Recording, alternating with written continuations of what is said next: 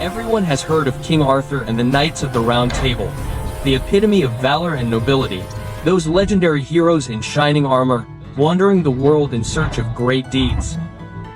The dream of every princess, the nightmare of every dragon, giant, or evil wizard, and so on. But that's a fairy tale, right? Or does this fairy tale actually have some historical basis?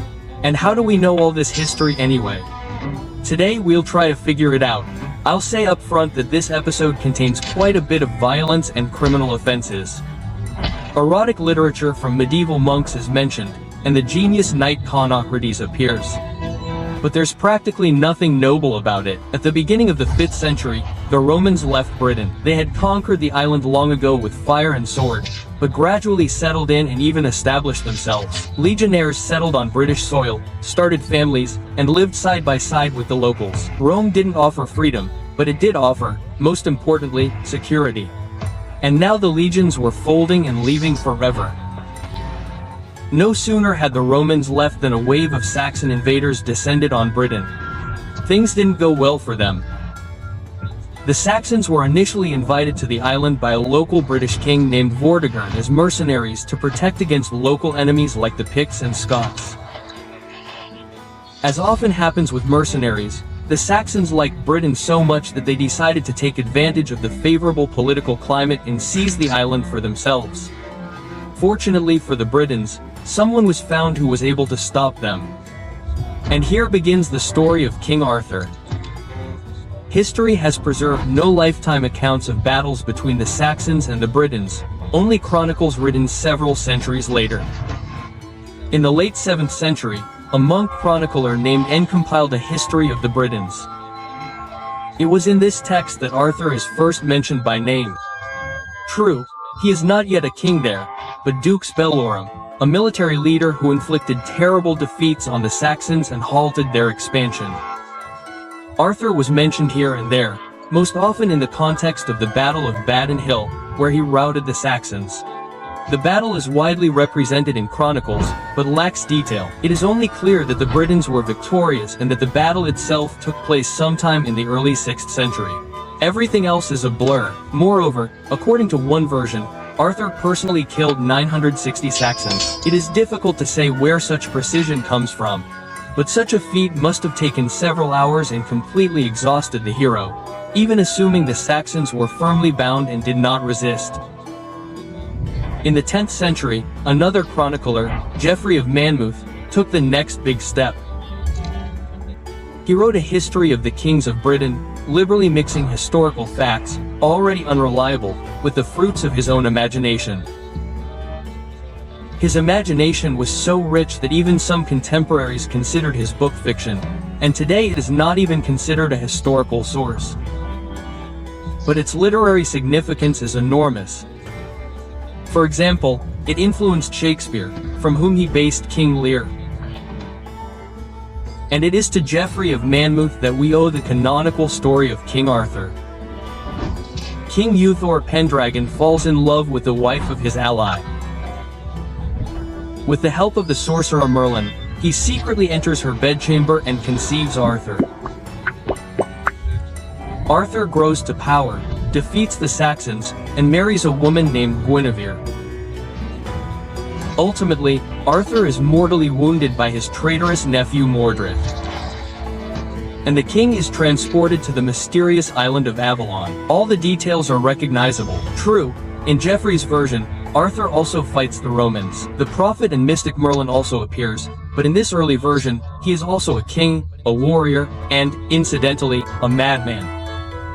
Geoffrey claimed to have based his work on an authentic document written in the language of the Britons.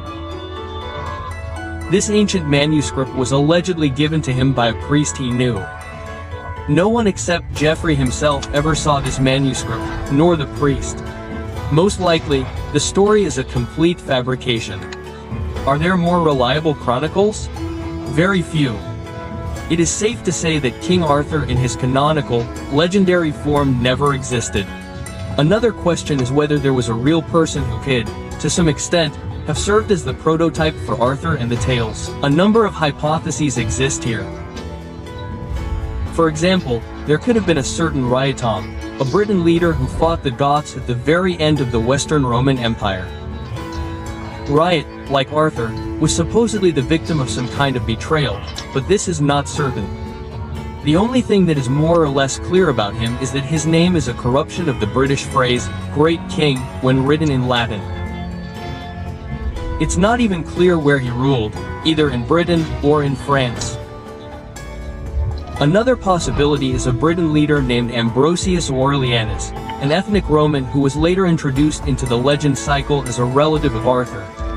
Ambrosius could, indeed, be two people, a father and son with the same name, or perhaps not. Another candidate is Lucius Artorius Castus, a Roman general from the 2nd century, whose only commonality with Arthur is the similarity of his names. In short, for several centuries after the fall of the Roman Empire, historical events were under-recorded. It's more or less certain that some British leader seriously battered the Saxons in the 6th century, which apparently served as the basis for the rest of the legend. It didn't help the Britons. By the 10th century, the Anglo-Saxons had finished off their small kingdoms in southern Scotland and in Parnell, and a couple of decades later, they themselves were conquered by the Normans of Beelzebub the Conqueror. But all this ultimately doesn't matter, because in the world of literature, Arthur took on a life of his own. And it was the Normans who gave the stories about him a powerful impetus. Unlike the savage Britons and Saxons, they were very fond of chivalric poetry. So local bards, if they wanted popularity and patronage, had to get their act together. Thus, Arthur became a noble king and leader of knights. Moreover, the knights' adventures apparently exhausted the entire stock of local Celtic folklore, which, by itself, wasn't particularly interesting for a conqueror, but in adapted form, it's quite interesting. These stories became the real basis for Geoffrey's works. Then Arthuriana was taken up by true experts in medieval belles lettres, the French. It was they who introduced the plots for which the public still loves the Arthurian cycle. Stories about the struggles of kings against conquerors were relegated to the background, while adventures involving fairies, monsters, and beautiful ladies took center stage.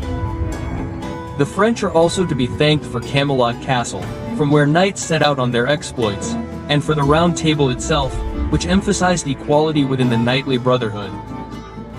In Christian D'Etroit's version of this champagne, Arthur ceased to be the protagonist altogether. The plot now revolved around the relationship between Sir Lancelot and Queen Guinevere.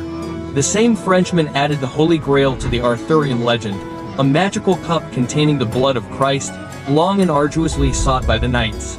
Incidentally, it is this mission that would later become central to the stories of the Knights of the Round Table.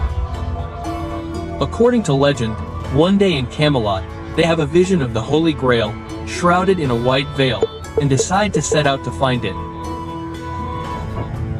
But King Arthur knows he will never see the Grail himself. Besides, he has other things to do. He still has to govern the kingdom, resolve disputes between vassals, enforce the laws, and generally protect the country. Therefore, Arthur remains in Camelot and entrusts the search to his best knights, Galahad, Percival, and Bors. The three then wander through magical forests, battle monsters, and face all manner of temptations and fears. In the end, only the young, naked man reaches the end and sees the Grail in its entirety, earning the honorary nickname, the Knight Without Vice. Smart delegation helped find the Grail. In life, too, it's important to gather the right specialists around you rather than do everything yourself. And if you want a good story, there's Avato Services. There you can find a freelancer for any task. For example, you can use reviews and ratings to choose a programmer to build your website, or find a lawyer to handle a transaction efficiently. It's not a given that knights with pure hearts are a given, but you can try. Then another French writer, now anonymous, reworked Celtic legends into the story of Tristan and Isolde. These legends were already considered ancient at the time. The result was a model chivalric romance. An entire setting, a multiverse as they would say today, began to take shape around Arthur. A debate even arose between the authors. Some of the texts were written by monks, and their Knights of the Round Table portrayed pious and devout warriors of the church. Stop, stop, protested the secular poets. What about love? They, the monks, replied, were nothing but fornication, your courtly love and nothing more. But just read about how Arthur was conceived in the first place and what the noble knight Lancelot did with his lawful wife afterwards. The monks knew what they were talking about. Surprisingly, it is the monastic versions of the Arthurian romances that contain the most carefully described erotic scenes. We won't blame the monks. They clearly compensated, but the confrontation between romantics and practical men ran throughout the entire epic. While some knights hunted the Grail without sleep or rest, others sought adventure, both on the battlefield and in bed. Besides eroticism, chivalric romances also featured a fair amount of violence. The Middle Ages generally took a more relaxed approach to it. Here, let's say, is a classic. Yvain, aka The Knight with the Lion, is one of Detroit's masterpieces. The novel begins with Yvain, simply out of curiosity, picking a fight with a knight guarding an enchanted forest. Here's how the fight is described. The enemy staggered, the enemy cried out, and Yvain struck with his sword so hard that it felt like dough in his brain. His forehead was split open along with his helmet, his brain on his armor like dirt, and so on. Then comes a meeting with a girl with whom Yvain had nothing, as the poet assures, but notes that the bed there was beautiful. Yvain stays as a girl for the night, and then sees the widow of the knight he killed and immediately offers himself as a suitor. The widow, understandably, is deeply indignant, but then cautiously asks, and this new suitor, how noble is he? And upon learning that he is noble, she immediately falls passionately in love with him. A multitude of similar stories led to the end of the 15th century. Only then did Arthuriana truly return to England. The greatest novel of the entire cycle, La Morte d'Arthur, was written. And it was written by a knight, Sir Thomas Malory. He had plenty of time. The thing is, Sir Thomas spent a long time in various prisons for extortion, horse theft, rape, and robbery. He escaped several times, but was always caught and returned to prison. Between escapes, he wrote his enormous novel. La Morte d'Arthur became something of a final compilation of all the stories that had already circulated in England and the rest of Europe. A very quick announcement. New issue of CHTIVA magazine. In this issue, we'll talk about consumption. In general, how did it happen that the price of a product came to depend not on how useful it is to us, but on how it supposedly changes the status of its owner? We'll tell you how trade changed, from the exchange of sable pelts for marketplace wax. We'll tell you about the main trading dynasties in Russia and abroad. We'll tell you how great trade wars between states continue to be waged. Why do they even exist, and what are the results of these wars? We'll talk about how much luxury goods merchants earn from us, and how much those who sell counterfeit goods earn. Moreover, and most importantly, our cover hero, Sergei Borinov, gave a super candid interview. It just so happens that we meet and talk every 4 years. Here's another very good interview, dear friends. The issue is now available via the link in the description. I'll leave the link below. I won't distract you from the release any further. Bye. The book is romantic, majestic, and not without a touch of psychology. It encompassed the story of the unhappy love of Tristan and Isolde, the adventures of Lancelot, and the final battle where Arthur dies along with the traitor Mordred. European pop culture still capitalizes on this legacy. It was enough for the Raphaelites, Wagner, and even Guy Ritchie. In the 19th century, with the advent of truly popular culture, the knight became an important image, the ideal of a noble man and a man in general. What real knights looked like and did by that time was remembered only by historians. And what they did in the pages of the first authentic chivalric romances was known only to literary Vedas. The multiverse surrounding the Knights of the Round Table has existed for so long that even reimagining it is an old tradition. In 1889, Mark Twain wrote the most famous novel in history, about a Connecticut Yankee who travels to King Arthur's court. Twain was a relentless prankster. His Yankee, a weapons engineer, became the second in command at Camelot. He operated under the name Sir Boss and parodied the aesthetics of Arthurian legends as best he could. Knights were carried by lassos, suspended on electrified barbed wire, and used as living advertisements. And they rode bicycles into battle. It must be said that Twain seriously damaged the knight's reputation. After him, it became difficult to take the original legends seriously. One might assume this is a caustic American's mockery of the English national idea. But the English themselves mocked their legendary king no less inventively.